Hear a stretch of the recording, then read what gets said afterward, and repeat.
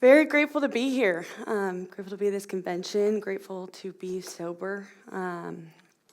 I woke up this morning to a text from my mother, from my sponsor, and from my grandmother, wishing me luck up here, telling me how proud they were, and that's my life today. My life is full of people who love me and care about me, and that's been my experience the whole time. I've had a village help me get to where I am today. I did not by any means do it alone, and when I tried, I failed.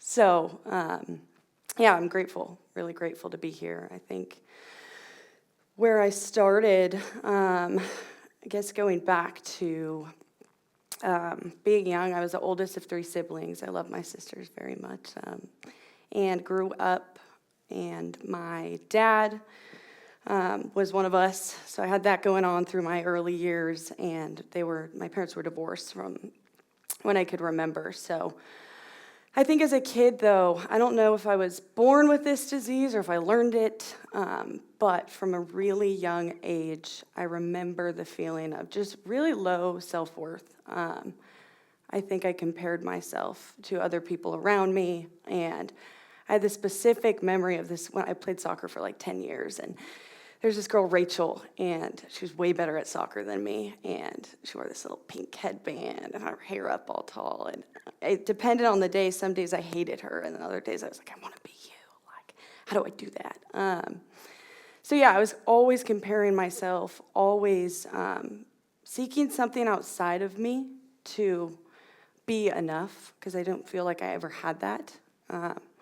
Until coming into the rooms and working the steps. So yeah, I think growing up too, like with having that all going on, I was a little bit of a wild child. I think in preschool, my early years, I was always sent home from school. I was a biter. I'd bite all the other kids, and then as I went into kindergarten and through first grade, we had this card system where if you were a green card, you're good. And you had to go switch to a yellow if you're bad. And I always had to go switch my card. And it was like, don't get to the red zone. But that was me. Yeah, that was me through my elementary years. And I think when everything really shifted was in 5th grade, my dad had cheated on my stepmom, who was my stepmom through the majority of my life. And about 2 weeks later, this new woman moved in, and she was pregnant. And that was really the turning point of like, I was really shielded from my dad's addiction. I really felt like until that moment, I got to be a little bit of a kid. But when that happened, I couldn't hide from it anymore. I think that's when reality hit me. And I also then had, that's when the blame came in, and I had somebody to blame for why I was the way that I was, and why my life was so horrible. And that's really when the restlessness and irritability and discontent started, I think. And that's when I began to really seek something outside of me to make me feel okay. Made me feel like I belonged. And so, I started getting high, and it's the best thing that ever happened at that time. I think first time I got high, I was just doing it because you weren't supposed to do it, and I had no idea I was walking into what would be my solution for as long as it was. Yeah, I remember the day I had this whole plan to go sneak out of my friend's house, and we went over there and waited till 3 a.m, snuck out. And then I pretended like I'd already smoked weed before. And then they handed me the pipe, and I was like, I don't know what to do with this. But yeah, it was like I was laughing, I was rolling around in the grass, and that was it. That was really it for me. I fell in love, and I think from then on forward, too, it was like I wanted to share this wonderful solution I had found with everyone around me. And I remember at my mom's wedding, my mom was getting remarried, and there were champagne bottles at every table, and I was grabbing the cups and pouring them and handing them out to all of the kids that were there. And I had told them, I was like, yeah, go get on the roof, go get on the roof. They all went and climbed on the roof, and then I stayed back and would go to every table, and I was just hiding under the tables drinking the rest of the champagne bottles that were left. So yeah, I think from the beginning it was really the physical allergy, mental obsession. Instantly, I loved it, and it made me feel okay, made me feel really okay. And so, yeah, through my high school years, it progressed really quickly. I was, I think within 2 years, I was like, all right, I'm snorting stuff, whatever I can, and stolen vehicles, riding around, not going to school. I stole from my entire family, money, cars, whatever. And I did not care. I really didn't care. My mom, I know she cried herself to sleep a lot of my high school years, and it didn't matter to me. It didn't even register. That's how self-centered I was. It was like, how can I write out an apology that sounds good enough that she will forgive me so I can go do this again? And so, yeah, in my high school years, a lot of trouble. Legal stuff went down, ended up on ankle, and then I decided that the state of Colorado was the problem. The people there, my friends, my mom, my sisters, all of them, I was like, these people are the problem, that's why I have all this going on. And so I decided to go to college in California. And within my first week there, in a blackout, I had vandalized the whole first floor of the dorm rooms. And I started to wake up with that pit in my stomach. I would wake up and I would have this feeling of like, oh, I know I did something super messed up last night. And the only way to make it go away was to continue to use. And so I did, and I continued to end up in more and more situations that I began to really hate myself for. But I didn't know, I had no idea there was another way out. I had no clue. I guess the last, 6 months or so of me, before I walked into these rooms, it had gotten really, really dark, and it was like I'd get high and still wanted to kill myself, and I hadn't experienced this yet. It was like, what is happening?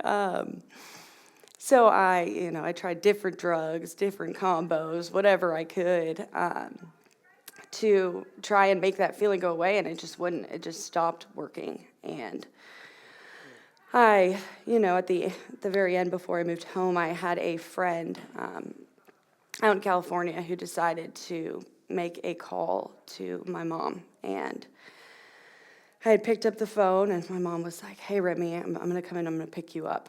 My flight gets in tomorrow. And for the first time ever, I said, okay. And I think that was really the first moment of surrender I had. I was done fighting. I had fought for so long to stay sick, and it was probably, it was that moment of like, okay, I'm going to go home. And going home, I did not know. I had no idea I would be as, where I am today whatsoever. I thought it would be one of those 2-week get it together plans. I go home, I stop by, I don't drink a little bit, I don't do things, and then I move back, end up where I got again. But that wasn't the case. And my younger sister, found the rooms before I did. So when I got home, she and my mom asked if I wanted to go to a meeting, and I reluctantly said yes, and I went to my first meeting. And I would say, I really didn't know what I was walking into, but, after leaving my first time there, I experienced something I had never experienced in my entire life. And I had what I call now is hope. I had hope for the first time, and I sat there and I heard people's stories and I heard the shares, and I did not know people were like me, but no longer like me, and okay, and liked their lives. And so it was intriguing, I would say. I was very intrigued. I was like, what is this thing they got going on? And I kept going back. And I was lucky to get sober with a lot of young people, and the ones that were younger than me that were loved me from really, really early on. I had this little girl,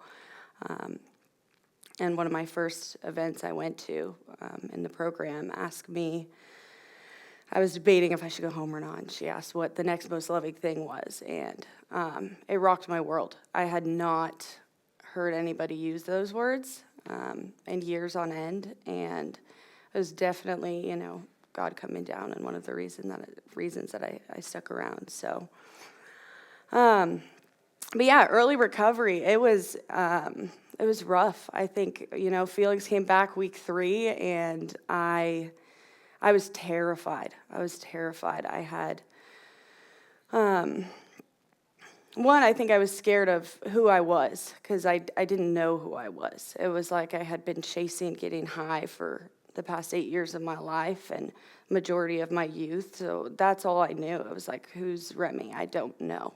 And who is Remy going to be? I don't know. I think that was just as scary. And I think, too, I wasn't sure if it was going to work or not.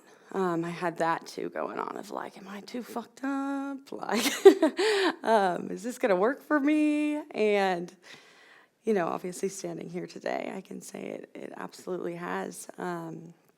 So I picked up a sponsor early on. The first probably 3 months getting sober is really a big blur to me. But what I do know is that I was surrounded by a lot of love. The fellowship saved me for sure, and I don't think there was a waking moment I wasn't with somebody in the fellowship. I was living at home again, and staying with my younger sister, and she'd go with me everywhere I went, and, I'd go to meetings. I went through a 12-step outpatient program, and, about 2 months into my recovery, I had to go back to California to go and pick up all of my stuff and get my car, and I had some friends from the fellowship go with me, and then I got back, and, while I was out there, it brought up a lot of things, and I was like, gosh, I want to get fucked up again. And I got home and didn't say anything to anybody. I was like, no, I'm good. I'm going to keep doing my thing. And then I ended up, there's a kid in one of my outpatient programs who we would always joke about getting high together.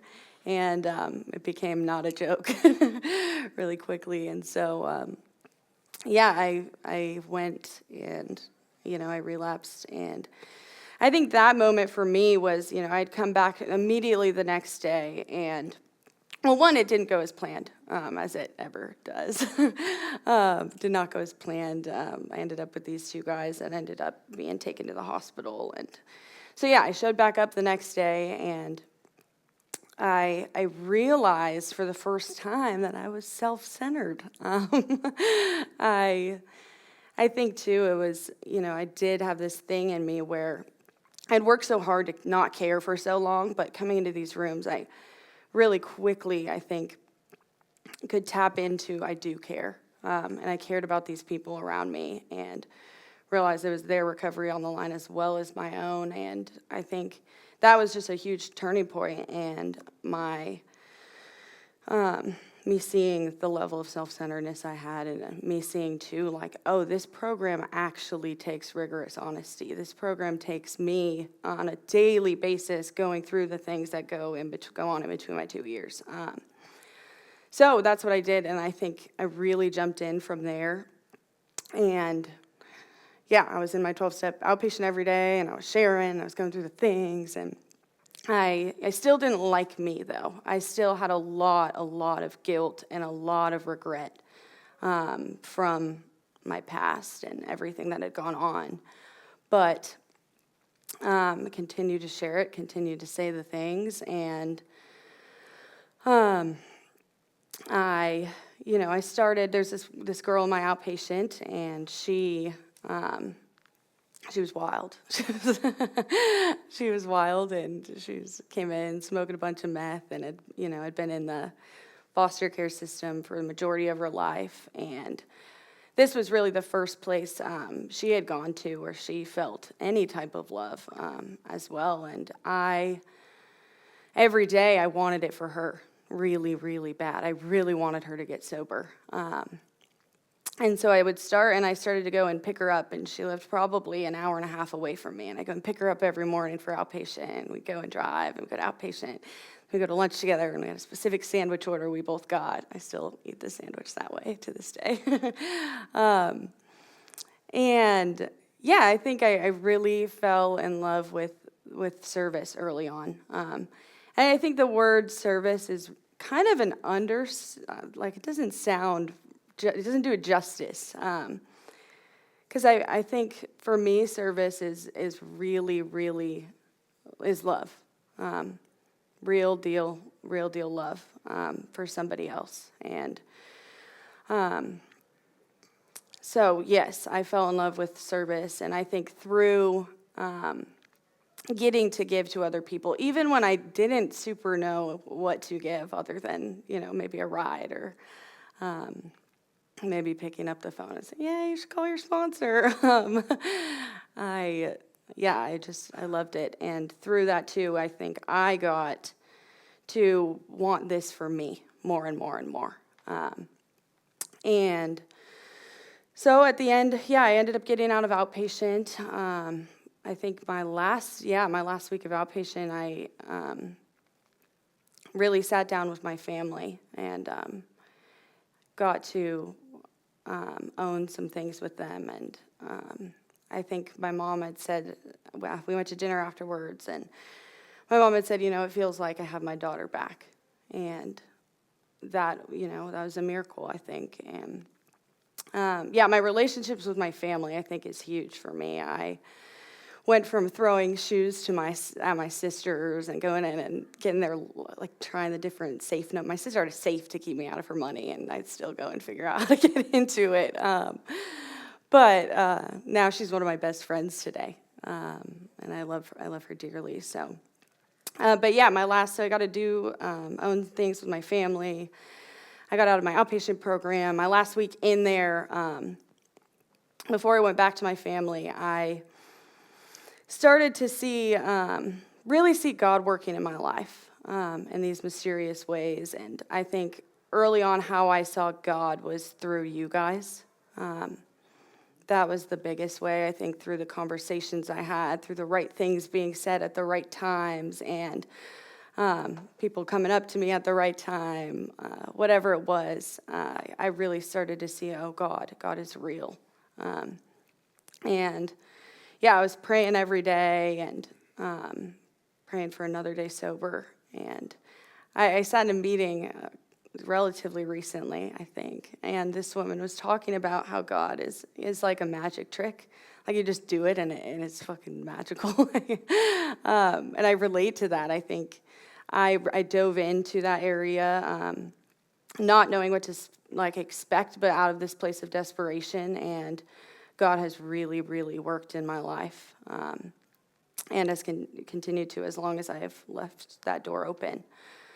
So, getting out of outpatient, I saw I did those things with my family, and then right after I let go of all of these things, gave it to God, and then immediately it was this girl was like, will you sponsor me? And I was like, oh my goodness, absolutely. Absolutely. And I started to see the more that I let go and the more that I get out of my own way, the more room there is for God to come in and give me things out of love, give me these things that are full of love and joy. And so, I started sponsoring girls, and I loved it. I think through outpatient too, I fell in love with the big book. I really, I read it and I was like, this was written for me. But it was my favorite. I loved going through the book with people. I loved reading the book. I loved the 12 and 12. I love it all. And So yeah, I was doing that. I ended up, I got a service position. I was really moving along. I went and I got to do an inventory with my sponsor and experienced a ton of relief. I said a lot of things and wrote a lot of things down that I really thought I would take to the grave, but I didn't. And I walked through that, and I loved that step. I think that I experience a lot of people who have like fear with that step, but I always go back to like the amount of relief I experienced was extraordinary, I think. Just getting to share that too, just getting to share that with somebody else. And yeah, I love the pain shared is divided and love shared is multiplied, because that has been my experience through it all. So yeah, I got through an inventory, being a service, doing the deal, picking people up, sponsoring girls. And yeah, I remember I had this moment of like driving home from my last day of outpatient, like the sun was setting or rising. Well, I think it was setting. The sun was setting, and I realized how okay I was. And I think a lot of my experiences with God have been when like things move from my head to my heart, and I know in my heart something. And so, yeah, I had this moment where I knew I was okay, and I knew I trusted these people, I knew I trusted this program, I knew I had a relationship with God, and so yeah, I continued to try and just get out of my own way, to try and do the next most loving thing for me and those around me. And then, yeah, I was picking up, got a couple, I think I was getting close to like 7 months or so, and loving my life, and then a boy. And I ended up getting into a relationship, and it was going to be the best thing ever, But very quickly, I found out it wasn't, and I think it's funny with this area of my life. The obsession is huge. It was gnarly. And I had no idea what I was walking into. It was like when I was using, and I kept people so far away. I had no idea, like in recovery, the vulnerability and the love that goes into, that area, the romantic area. And so, and I think really quickly I started to not trust the people around me in that area.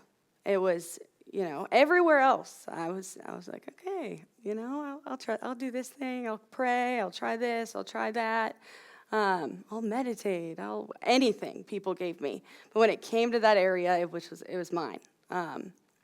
This was mine, and it was for me. And so I think, I spent about 2-3 months or so in that relationship, and, we had broken up, and a week later I was drunk. And I would say, that week was a lot of me doing absolutely nothing I had learned the 9 months prior. So I had that. But I think, too, through the relationship, I, continued to not let go of it. And in my experience, I feel like the things I choose to not let go of become my God. They become the thing that is running my life, running my decisions. And so I'd gotten drunk again, didn't go as planned. I was, with people in recovery, trying to pretend I wasn't drunk, but continuously drinking. And before I knew it, I'm on my phone. I'm trying to buy a plane ticket back to California. And I got home that night, and I was ripping things off my walls. And then my friends who were there, I walked out to the patio, and I just broke down crying. And I was like, what have I done? What have I done? So next day, meeting. I went back into the rooms again, and I swore to myself I would never do anything like that again. Up and down. I made all these resolutions. I was 100% certain. And I threw myself back in, and had a basic understanding of, the things I needed to do. And I was back to calling my sponsor, back to calling the net of people that helped me get to where I was in the first place. And within a month, I was back in the relationship again. I had so much insanity in this, in this area of my life. So much insanity. And it was just a lot of self-deception. And again, the honesty factor of I struggled to be honest, and I struggled to be honest with myself. And that is why I need the fellowship, and that's why I need these people, and I need real connection. And I have to trust. I think I really have to trust you guys, and I have to trust God, that there's something better than my will. And my experience proves that, and it has again and again and again. So, but yeah, strictly out of ego, I stayed sober. I was working the steps, but I think what became super real for me was I go back to the importance of of the third step, and my willingness to give my will and my life over to the care of God. And never does it say 99% of your will in life or 50% of your will in life. It is my entire will in life, and I didn't do that. And so no matter how many people I sponsored, no matter how many meetings I went to, no matter what action I put into my recovery, while I was in this relationship, I would go to sleep every night with this pit deep in my stomach, because I knew that I wasn't doing what God wanted me to do. And I ended up staying sober for about a year and almost a year and a half or so. And by the end of it, though, it was a disaster. I ended up feeling the same way I felt when I first came in. Without the drugs and the alcohol there, it was I felt just as bad. And I hated myself just as much. And I would drive around at night. We had these, they do these trees with Christmas lights on them for a majority of the year. And I would drive around and look for trees with these Christmas lights so I could sit under them and cry, because I thought it was better than no Christmas light crying, I guess. But it was ridiculous. And I was trying to break up with this dude. And then literally 2 hours later, it's no, come back, please. And it was miserable. It was really miserable. And I, at some point, just snapped. And I went out and I faked a back injury, and I went to the doctor. I was like, my back is injured. And I got some stuff from the doctor. I went and got drunk and ended up fighting a bunch of police officers. And my sister tells the story well, because I don't remember any of it. But I know at some point I got tased and nothing happened. I just kept going. The only memory I have from that night is I climbed up a washing machine, and they had gotten my hands, and it took them 20 minutes to get me. But I had climbed up the washing machine, flipped over the cop, and gotten out. That's the only little visual I have. And then I woke up, and I'm in the psych ward, and it's how the fuck did I get here? And it crushed my ego, really, because I had stayed sober for, a little bit of time, and filled with ego, filled with just doing all of these actions, kind of. I sat and I read the book. I think I read the book 2 times in the psych ward through my 72-hour hold. And I was certain I had a first step. I was certain. And I think that's really when the powerlessness and all of that, it clicked. It was one of those head-to-heart moments of oh, I can't use drugs and alcohol. And I had years prior showing me that, but it took until this moment where I was I see. I'm done. I'm fucking done with the boyfriend. I'm done, using. I'm done doing it my way. And so I get out of the hospital, and I think about a week later, I was back with the boyfriend. And then I decided, smoking weed isn't like the same. It's different. So I started smoking weed with some friends of mine that I'd met in the rooms, and I'd gotten unbelievably high, and I was sitting there, and this girl looked at me, and she was like, haha, remember when I almost picked you up as my sponsor? And my stomach dropped, and it definitely killed my buzz for sure. But I sat there and I was like, what the fuck am I doing? Like, what has happened? Because there was a point in time where I had it. I was experiencing God. I was having these spiritual experiences. I was changing. I was growing, and here I was back at square one. So I, ended up back at a meeting, and I sat down with a few people, and I had this 16-year-old boy who had known me through my recovery sit with me, and he told me, he was like, you're going to die. You're not going to you don't like smoking weed, dude. This isn't your thing, and if you keep doing this, you know where it'll take you. And I don't fully know what happened other than God. God intervened on that day and got through to me. And I asked for the first time in a long time, what do I do? What do I do here? And, I had got some sponsor suggestions, and that by this point there's some people who would not sponsor me because of my level of unwillingness for a real long time. But I picked up this wonderful woman, and she told me 30 days. That's it. 30 days, do not speak to your ex-boyfriend. 30 days, do not put a chemical in. 30 days is all. That's all.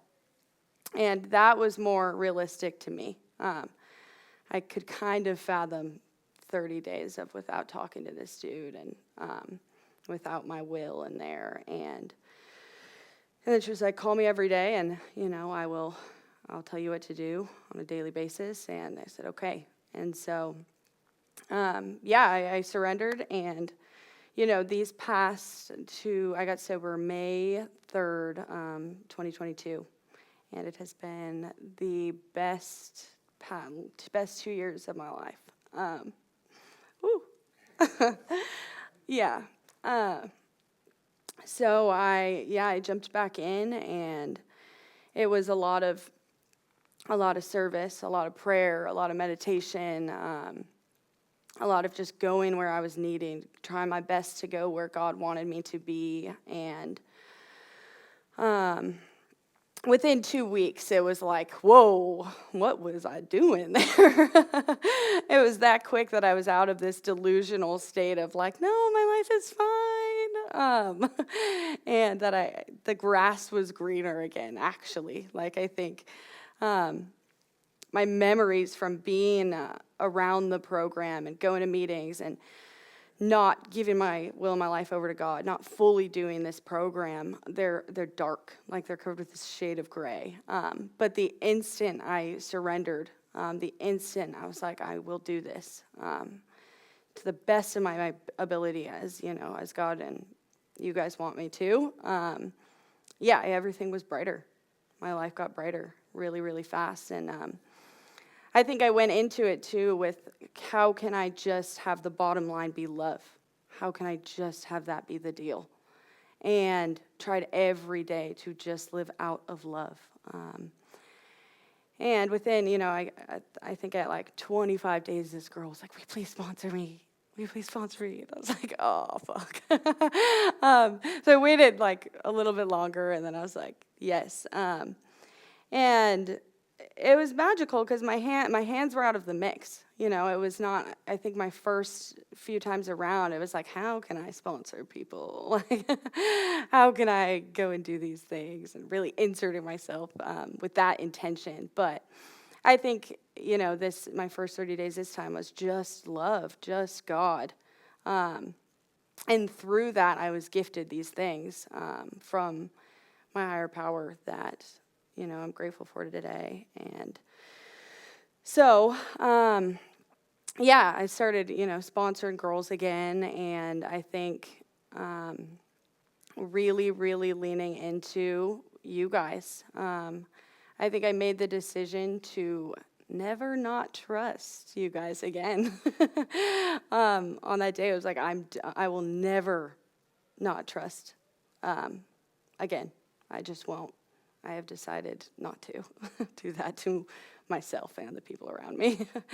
So, I started, and I'm working the steps again, doing the deal, and so many things have happened these past, I think year one was I got to go to two or three conventions out in, I went to one in Ireland, I went to one in Scotland, I went to one in Wales. And so I think, I was just being given these opportunities to go and experience this program and to continue to be of service and continue to love this place and these people. And so, I was, traveled a ton, did a bunch of that. And I think my, experience has been like really simplified, like, how do I just get out of my own way? That's it. On a daily basis, how do I let go of my self-centeredness and my fear and my ego? And how do I just give that so I can go and do? So I can go and do as God will have me. And I think with that, with that attitude, I, get to live happy, joyous, and free every day. I think even the hard days, I'm happy, joyous, and free. Even when I have things going on, I know I have a solution.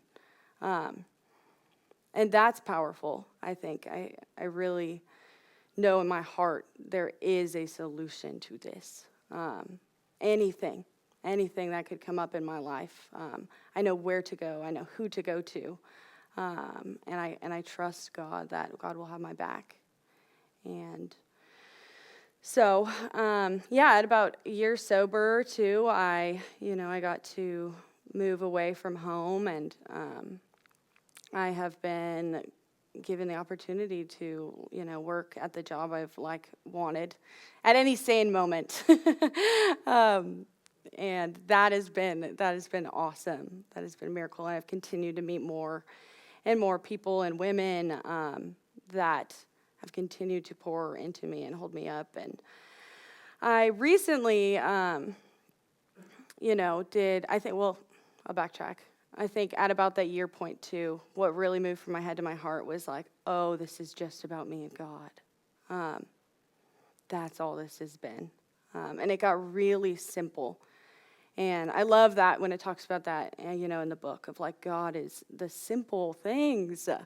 When I get confused, when I have stuff going on in between my two ears, that is not God, that is me.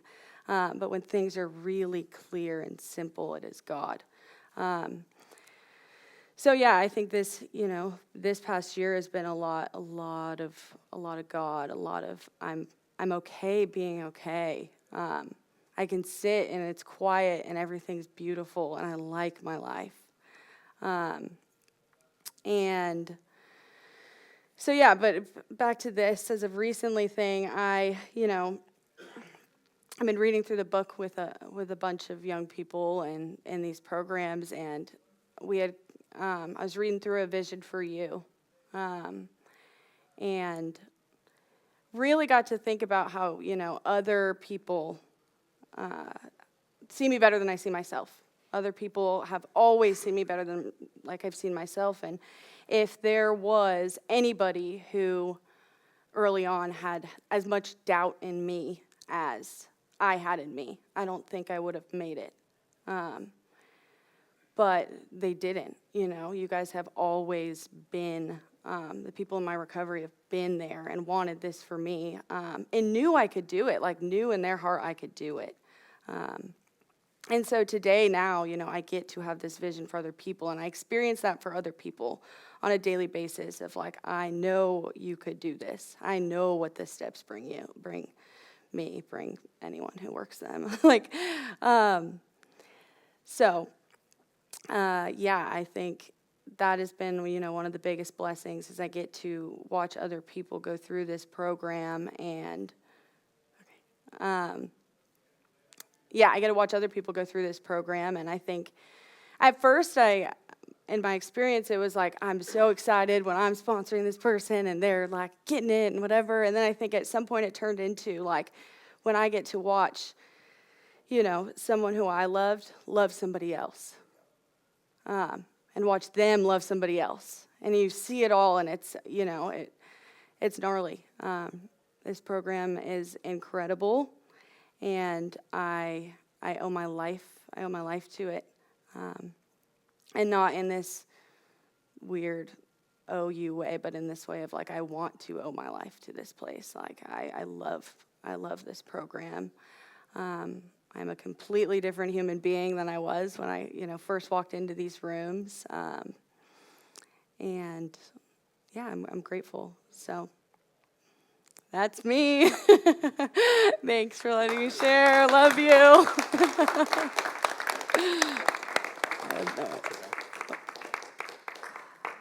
Thank you. Thanks.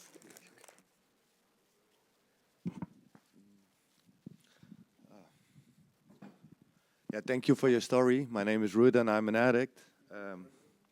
Our time is up. If you have any questions that went unanswered or you feel the need to share, please introduce yourself to someone after the meeting and exchange phone numbers.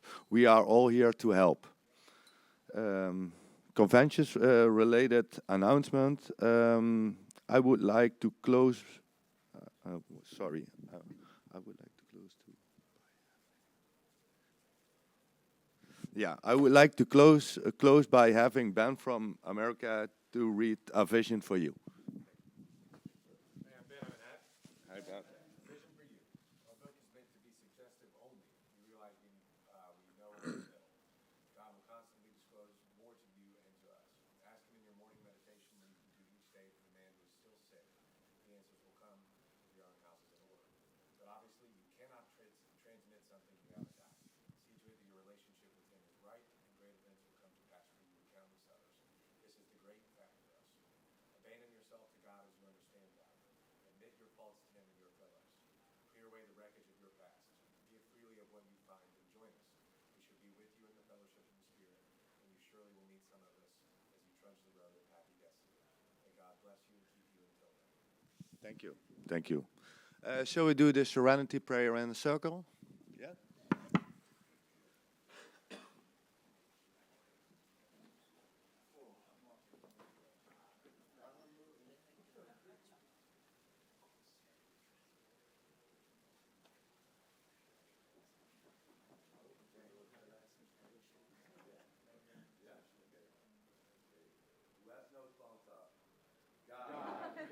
Grant me the serenity to accept the things I cannot change, the courage to change the things I can, and the wisdom to know the difference. I like that one. Great power by Howard.